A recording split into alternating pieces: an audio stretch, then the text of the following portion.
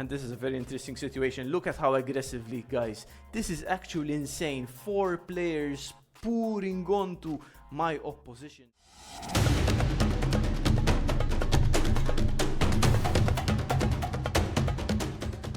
Hey there everyone, welcome back to the channel. So today we're going to be talking about a very important aspect of score match, which is defending. But it's a very particular type of defending. It's something that I like to call aggressive defending, and you'll see why very soon. And the formation I have used in the following gameplay is this 5-3-2 basically, which I've won a couple of events with. I've used it in a live stream, so if you want to check out more of that gameplay, check those videos out. Now, you know, the 5-3-2 is a very easy formation to defend with because it is the best formation when it comes to having players all around the most important areas of the field. And the most important areas of the field are practically here on the wings. You can see that we have 2 players there. The 3 players in the middle are completely like well stationed, especially when they have so much response. We have 2 commanders with 50 response in this setup. We also have a very highly responsive slug, if you can call him that, Benitez, who is still like pretty good in this position.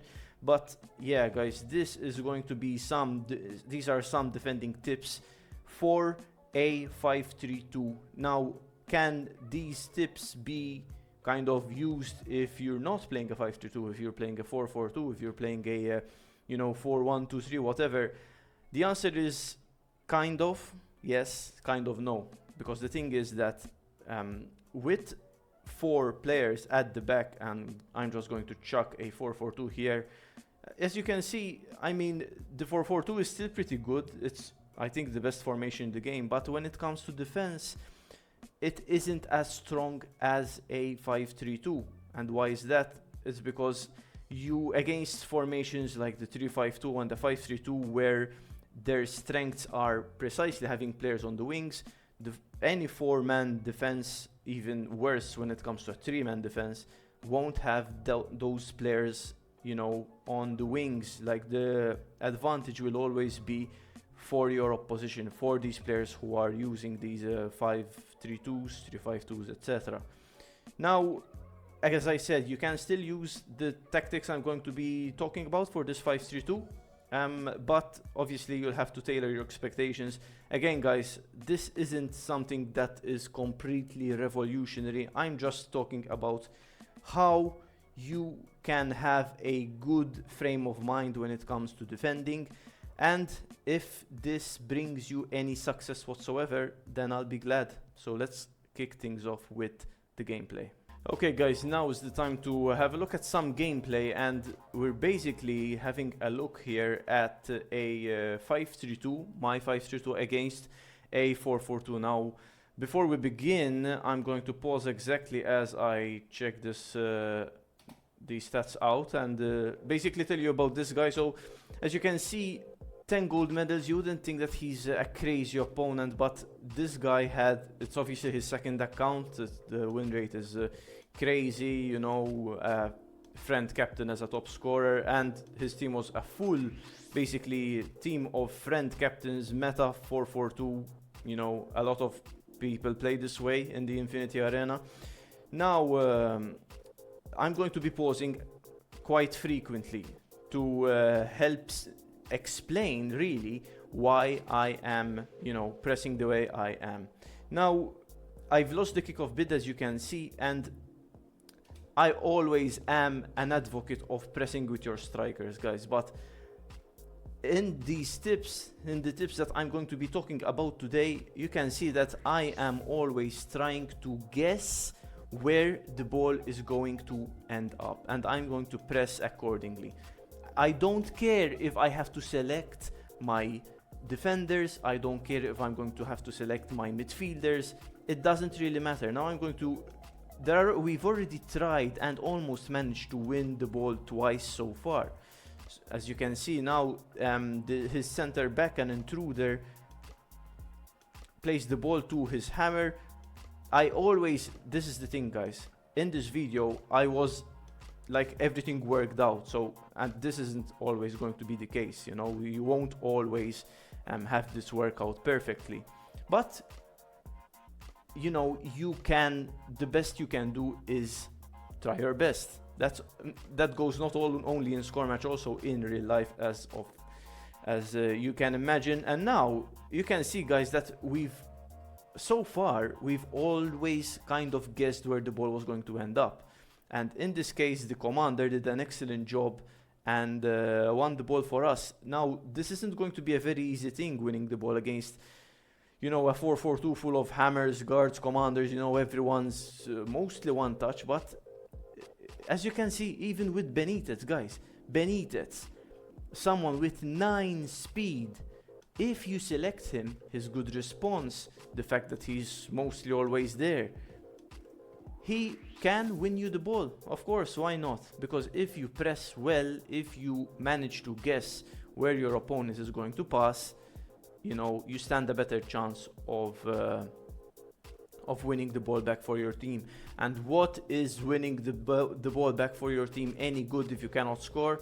In this situation, we made the most of possession and scored at happen. So, you know, this is pretty good so far. And you know, in this video, I'm going to show you guys, you know, examples of how it worked in my favor. As I've said, this doesn't always happen, right? I mean, in a lot of cases, if you've seen, you know, some of my videos, you can tell that on occasion I do bring the best mentality forward. But if the software is against me, it's just against me, you know, and this happens to everyone, guys. So the best you can do, as I said, is your best.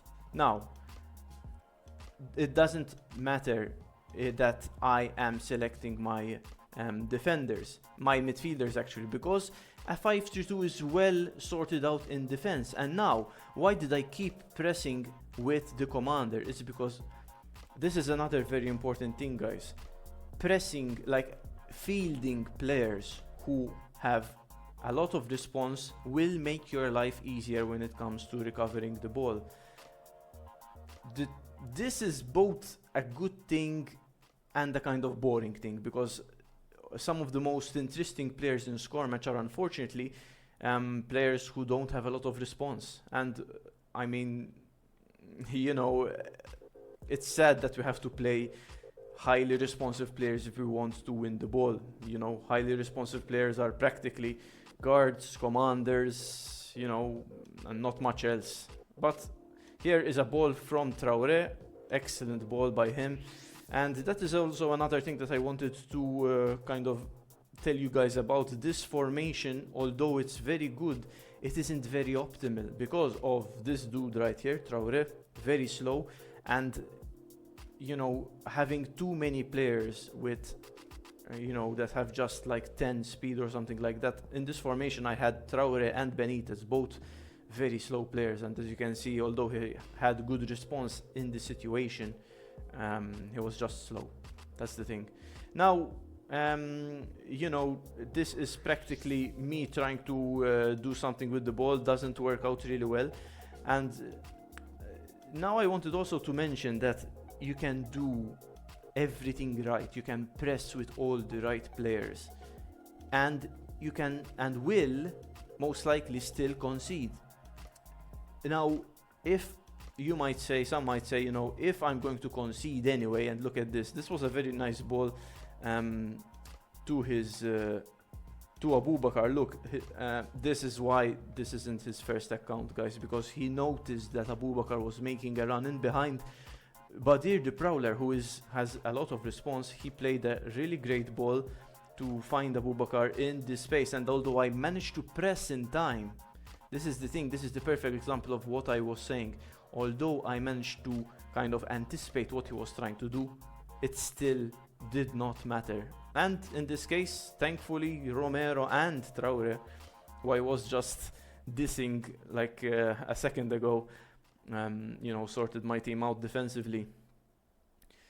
So yeah, guys, you can do everything well, you can press with the right players, but it doesn't mean that you're always going to, you know, win the ball. You're always going to win games. Unfortunately, it's just, I think that's what FTG was kind of aiming for when developing score matches. The fact that, you know, even the most experienced players of the game will still lose because of either the handicap, which is the software basically, or just because, you know, players make crazy mistakes. And now this is a very tense situation for me, but I am pressing, guys. As you can see, I've been pressing with Traoré. I am pressing with the person, with the player who I think is closest to the guy who will receive the ball. And this was Abubakar practically winning mid game at the end with a very good defensive action there, and that's all that that game had to offer. Now let's go on to the next. Okay guys, so this was a game that I played during my live stream. That's why you can see that kind of little extra box there at the top left of your screen. So yeah, so let's pause as soon as we see this guy. This guy is now a volleyballer, usual stuff basically. 352, as you can see, high win rate. How many people have we seen play volleyball in the Infinity Arena? But you know, this is practically a video to show you, as I said, what defending with a 5-3-2 looks like if you're aggressively defending. Because again guys, this isn't the only way to defend. You can defend by kind of trying to keep your formation intact. It's something that I've always, you know, tried to do before, but lately with this 5-3-2 I'm just having success with, you know, defending as aggressively as I can. So just guessing, trying to guess where the ball is going to end up and selecting the closest player I have to that, you know, that person. Now, guys, this is very important. It goes to show you what I was telling you guys about the response. So this guy is practically doing the same thing every volleyballer does, throwing the ball from one end to the field to the other, hammers everywhere. But when you have players with high response and good strength, which is pretty rare, that's why I like Benitez, is because he brings, you know, he brings something else entirely to my formation, which is one of the reasons I highly rate him, despite his speed and his lack of speed rather.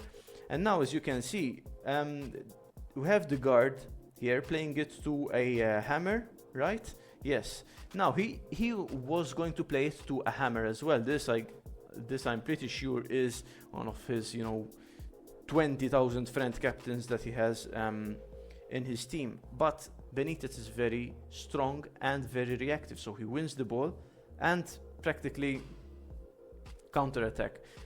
This is one of the reasons I like this 5-3-2. It's because it's very, very straightforward, guys. You just win the ball quickly with two commanders and Benitez, the cannon. You can do just that, and then you can just attack. And attacking is very straightforward.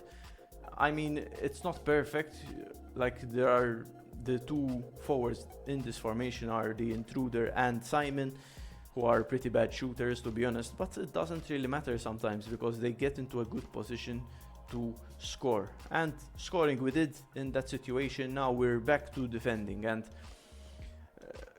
I also wanted to say, right, is that it's very important to try to focus. Now, can you bring this focus to every single game that you have?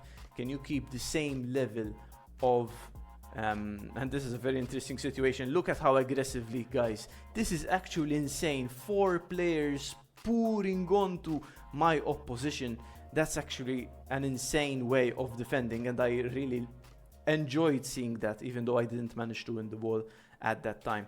But as I was saying, it is lagging a bit here, but now we're back. And look at Keane, guys. I've said, right, that I don't mind pressing with my defender if it means that the defender will have a good chance of winning me the ball. And now I knew that Zivkovic with his head cannot really you know, pass the ball too far. He cannot pass the ball to this guy, whoever he is, or to his other 20 hammers that he has on the other end of the field. This was the one of the only solutions that he had, if not the only solution. Then I pressed with the closest player I had to him, which was Keane, and there we go. You know, now as I was saying before interrupting myself, it's very important to bring some focus in this situation and in many situations in my videos, guys. I am wasting time commenting, trying to make the gameplay more interesting, and you know, having a silent background where you just focus on winning, focus on defending well. That is the best way you can play the game. So I'm just going to say that not as an excuse to myself, but it's very important to, you know, bring that extra focus if you want to have that extra chance of winning in score match. So guys, if you have any questions whatsoever, please write them down below, and I will see you in the next one. Thank you very, very much for your attention. Take care, people.